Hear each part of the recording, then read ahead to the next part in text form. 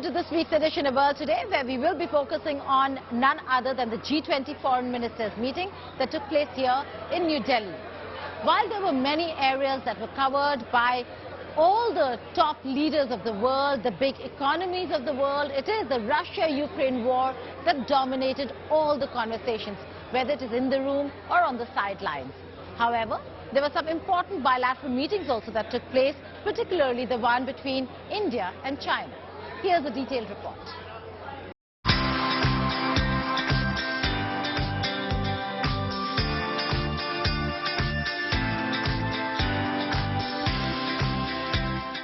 The global stage shifted to India, and with that, India sought to bring the global south, the developing world, on international agenda. It has been our endeavor to ensure that the voice of the global south is heard on the G20 table. But the Ukraine conflict didn't let that happen as it should have. Tensions between Europe and America on one side and Russia on the other dominated the meeting of G20 foreign ministers in New Delhi. The end result? The world's rich and powerful nations largely sidestepped issues the global south faces. No consensus, no joint communique. The US and its European allies remained engaged in trading diplomatic blows with Russia over its invasion of Ukraine. Did we fall short of expectations? Why is it called what it is? There were issues, and I think the issues, I would say, very frankly, concerned the Ukraine conflict, on which there were divergences. There was a chair summary because there were differences on the Ukraine issue which we could not reconcile between various parties who held differing positions. Is it, is the conflict impacting the global south? Of course it is. For much of the global south, this is a make or break issue, that the costs of fuel, the cost of food, the cost of fertilizer, the availability of fertilizer, which means next year's food, these are all extremely pressing issues. And if you see some of the countries who were already struggling with debt, who were already impacted by the pandemic, for them this conflict, the knock-on effects of this conflict coming on top of that has been really, damaging is a very, very mild word. The sparring came despite host India urging the G20 to bury its differences and instead focus its attention on the global south. After years of progress, we are at risk today of moving back on the Sustainable Development Goals. Many developing countries are struggling with unsustainable debt while trying to ensure food and energy security for their people. On the margins of the two-day international event, India, however, held significant bilaterals with visiting ministers. Among them, with US Secretary of State Antony Blinken and China's Gang. At the one-on-one with Chinese Foreign Minister during his visit, border issues dominated the talks. Remember, ties between the two Asian giants have strained since the Ladakh military standoff in May 2020. The thrust of the meeting was really on our bilateral relationship and the challenges in the bilateral relationship, especially that of peace and tranquility in the border areas. A leading voice of the developing world, India on its part prioritized global food and energy security and development cooperation on world stage, and firmly told China that peace along the border held the key to normalizing ties between the two neighbors. With Geeta, Mohan in Delhi, Bureau Report, India Today. On the sidelines of the G20 Foreign Ministers meeting, we had an exclusive conversation with US Secretary of State Antony Blinken. A lot was discussed. Listen in. This is an India Today World exclusive. The most prominent voice from the G20 ministerial is joining us here on India Today today. US Secretary of State Antony Blinken, many thanks for joining us and doing this. Good to be with you. Thank you. The G20 presidency has begun at a tumultuous time. There are so many differences. You've been speaking about it. We've heard various leaders at various press conferences address the same issue. But the bigger question over here is that despite all the conversations and heated exchanges that we've been hearing about, there still is no consensus on the Russia-Ukraine war, no consensus on the communique.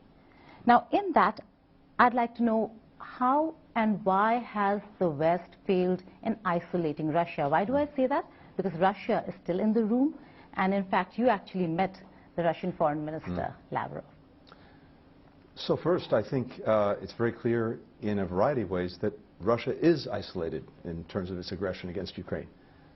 Go back a couple of weeks ago, 141 countries, 3/4 of the United Nations, stood up in the General Assembly and voted for a resolution condemning Russia's aggression and calling for a just and durable peace in Ukraine. Here at the G20, the foreign ministers meeting, if you look at the chair's statement that was put out by India, it reflects on the part of 18 of the 20 countries, that is every country except for Russia and China, the very language that was used by the leaders in the Bali meetings just a few months ago in terms of what Russia is doing in Ukraine. So I think world opinion is very, very clear on this. And in the meetings today, I think it's also fair to say that a number of countries, again, called on Russia to end its aggression. And, you know, this is a concern not just for Ukraine, not just for countries in Europe. It's a concern for the entire world because the consequences of Russia's aggression are being felt around the world.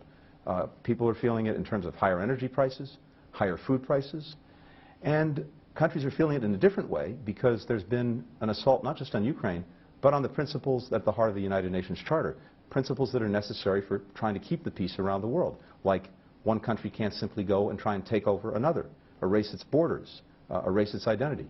So I think it's very clear where the world is on this, and that was reflected here again in New Delhi. But the aggression continues, and there is no stopping them. G20 has not been able to. US sanctions have not been able to.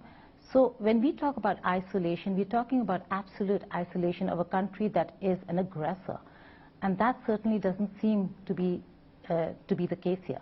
Well, I think if you look at what's actually happened, the Ukrainian people, with a lot of support from countries around the world, have actually stopped what Russia was trying to do. Russia was trying to erase Ukraine from the map, to absorb it into Russia, to make it so that it didn't exist anymore.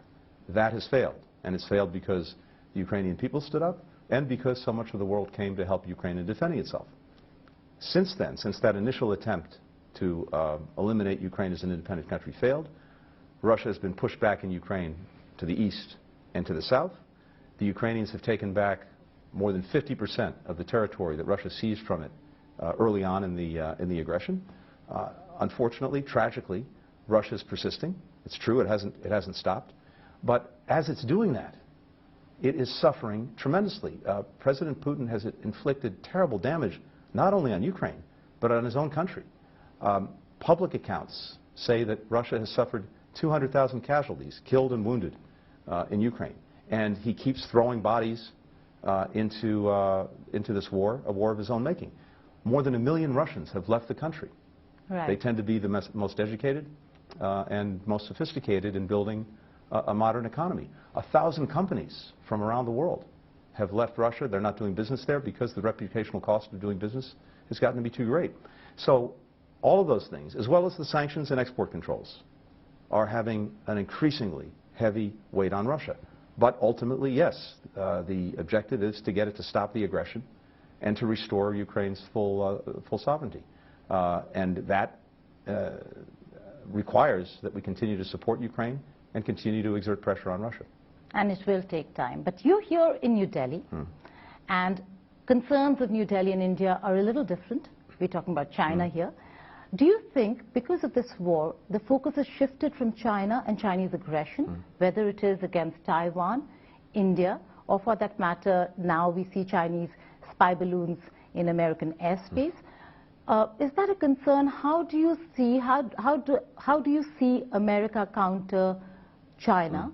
And how do you see America continue being a net security provider for the world? On the contrary, I'm seeing two things. First, as I mentioned, even as so many countries are working to support Ukraine, they're also working together, including here at the G20, to address global problems of concern to people around the world. And I mentioned a few of them, from food insecurity to energy insecurity to climate to global health, including in the wake of COVID, to make sure that that doesn't happen again. At the same time, I actually think that what Russia has done in Ukraine has awakened other parts of the world to concerns about other would-be aggressors. And the very reason that so many countries beyond Europe are standing up against Russia's aggression is because they know that if we let that aggression stand with impunity, then other would-be aggressors might say, well, if Russia can get away with it, so can we, so can I. And that, I think, is a powerful motivator. At the same time, tomorrow we'll be meeting with our partners in the Quad, Australia, Japan, and India. And I'm very much looking forward to that, because we've done a lot of work to focus on issues of common concern to us in the Indo-Pacific. And the United States is deeply engaged throughout the Indo-Pacific with a shared goal that we have with India, with Japan, with Australia, but also with most of the countries in the region, and that is to make sure that we maintain a free, open, prosperous Indo-Pacific. And there are so many things that we're doing together to ensure that we're able to do that. Talking about another concern that India has, there has been a lot of criticism when it comes to the Indian government with regards to certain American businessmen and short sellers who have come out with reports that have not gone down well with the government, particularly massive losses to one of India's top industrialists, Gautam Adani. And then George Soros coming out and saying that the Hindenburg report will lead to a democratic revival in India. Was this matter discussed with your Indian counterpart, Dr. Jaishankar? If so, what was your response? If not, could you weigh in on the matter? It wasn't discussed, and I think for a very good reason. These are private matters concerning private companies, private citizens, and they don't affect the relationship between the United States and India, the government to government, and the work we're doing both directly bilaterally, but also here at the G20 in support of India's leadership. That's exactly what we focused on today, the work that we've been doing, and it's been quite extraordinary, in deepening and strengthening the strategic partnership between India and the United States. I think it's reaching unprecedented levels, and we look forward to demonstrating that further when Prime Minister Modi visits Washington in the coming time. And at the same time, today the focus was intensely on the very ambitious agenda that India has for the G20 and the support the United States is providing for that agenda. There's another very important aspect of in the Indo-US cooperation, which is health, the health sector, COVID-19, but the prospects are grim when it comes to reports that are emerging now. The US Energy Department has concluded that COVID pandemic most likely arose from a laboratory leak. In that, you've had many agencies report to you, send out reports. What can we conclusively say that Beijing indeed is indulging in biological warfare?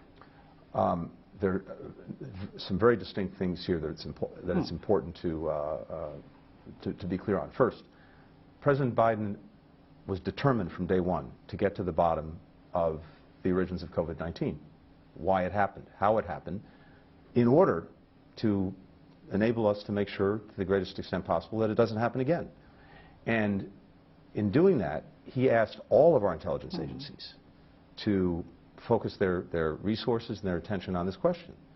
And what we have now, after extensive study, is some of our agencies and departments believing that COVID originated from a lab leak in Wuhan, others believing it's more likely that it originated at an animal market, also in Wuhan, none of the agencies being able to say conclusively that it was one or the other. And so the bottom line is we don't know conclusively, but of course the possibility that it originated in a lab is very clear and very real, and that's what some agencies think is more likely, again, not conclusively. But that's also separate from the question of whether this had anything to do with a biological weapon and anything to do with intentional actions by a country to develop it, use it, release it. And none of the agencies, to my knowledge, have found that. But do you see biological warfare as a threat coming from China separately? We have real concerns about the potential development and use of bioweapons in various places around the world. We've been working for years to try to ensure that that wouldn't happen. There's something called the Biological Weapons Convention that we're a strong adherent to, and at the same time we have programs around the world to help countries that have biological research programs for medical reasons, for example, to make sure that they are fully safe and secure. My final question to you. The US CIRF report under your leadership has been highly critical of India when it comes to certain categories, whether it's freedom of speech or treatment of minorities. Is that an area that was covered in your bilateral meetings with Dr. Jaishankar? And if so, again, what was India's response to it? We have an ongoing dialogue on both of our democracies and human rights, because as the world's two largest democracies, it's central to who we are. It's central to our identity. And in our own case, we've had, from day one of our own democracy, our founding fathers set as an objective to try to form a more perfect union, which is an acknowledgement that we're not perfect.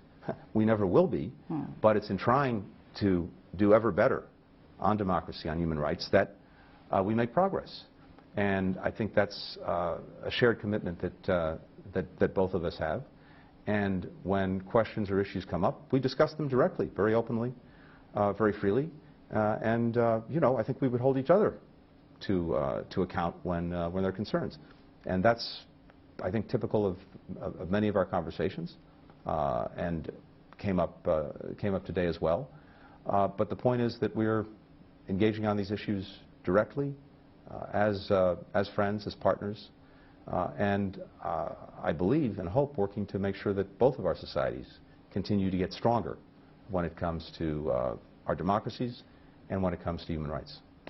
Secretary Blinken, thank you so much for joining us here on India Today and for this very candid conversation. Thank you. Thanks. Very good to be with you. Appreciate it.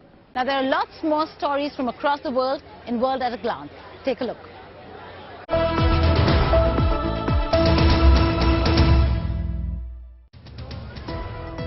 At the Paris International Farming Fair, French President Emmanuel Macron met several critics who questioned the pension reforms proposed by his government. These reforms would raise the legal retirement age in the country from 62 to 64 years. Ever since these reforms were proposed, there have been many nationwide protests opposing the reforms. French senators are debating the issue in the assembly. Amid warnings of an impending food crisis in North Korea, Kim Jong-un has ordered expansion of farmlands to boost food production. He also instructed authorities to improve the infrastructure by revamping the irrigation systems and building more farming machines. Pakistan Hockey Federation confirmed hockey player Shahida Raza was among the people who died off the coast of Italy as the boat carrying them sank. The vessel was believed to have been carrying 200 people. Raza had reportedly enlisted human smugglers to get her out of the country. The Chief Minister of Balochistan expressed grief over her death and said she had brought honor to the province and the country. A South Carolina jury has found Richard Alex Murdaugh guilty of killing his wife and son. He was also convicted of 2 related firearms charges. The judges denied his lawyer's motion for a mistrial, saying the evidence of guilt was overwhelming. Mr. Murdaugh, you now having been found guilty of 2 counts of murder involving your wife and your son. Murdaugh had pleaded not guilty, though he admitted to lying about his alibi and to an array of financial crimes that dented his credibility with the jury. A supermarket belonging to the family of Lionel Messi's wife was attacked by 2 armed people on motorbikes. According to reports, they all left a threatening note that read, "Messi, we are waiting for you." That's all in this edition of World Today, but before I go, marking the retirement of Edith Childs, who was known for having popularized the chant, "Fired up, ready to go." It is the former US President Barack Obama who was all praises for her.